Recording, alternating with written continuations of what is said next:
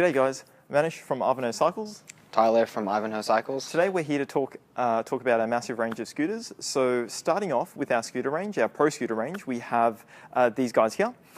So there's a couple of different brands. We've got Grit Scooter Company and we've got Mongoose. So what sort of age groups would you recommend these scooters for?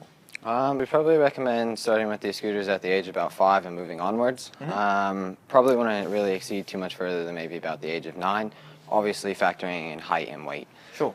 And in terms of construction, what sort of construction details do we see at this level? So getting into this grade, when we start with the Atom, this particular deck is a standard base alloy deck.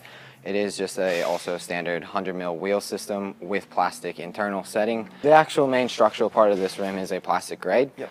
As well as when we get into handlebar height, it is cut at a little bit lower length than some of the other standard factory models. We also get into a loose ball bearing setup in the headset.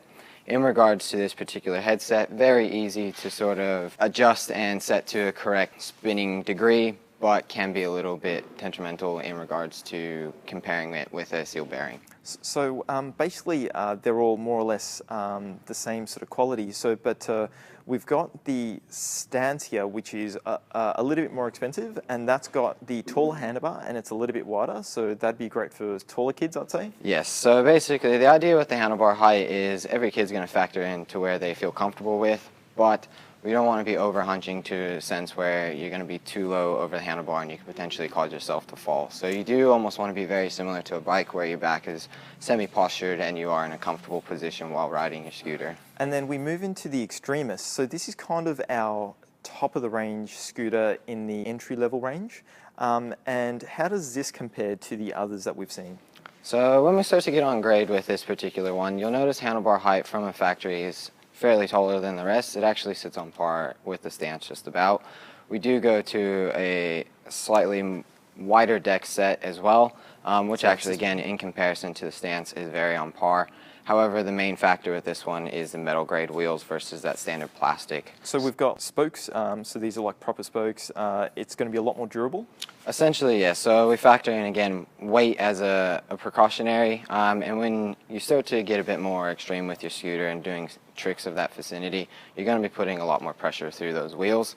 So having just standard plastic is just more prone to necessarily break, whereas high tensile, we start to get into a metal material, which is just more durable. Sure, and all the bearings in these wheels are sealed? From factory, you're going to find that scooter bearings are always going to be a sealed bearing. They actually just use a standard skateboard bearing. So what that means is A, super easy to get your hands on, and B, they can just handle a bit more force and power through the wheel as well. So that's the main thing with scooters, is they're pretty much always going to have that from factory, but there are different grades of bearings as well, and that sort of continues as we upgrade scooters again. I suppose the biggest benefit with these is because the bearings are sealed, there's a lot less maintenance that you need to do. So water, grit, dust, mud doesn't get in there and contaminate the bearings. That is correct as well, yes. So once they wear out, you just basically pop them out, put some new bearings in, and you're done. So now all these scooters come in a massive range of colours, except for the stance. The stance just comes in the black and the green and black that you see there. So next we're going to move into our mid-range of pro scooters.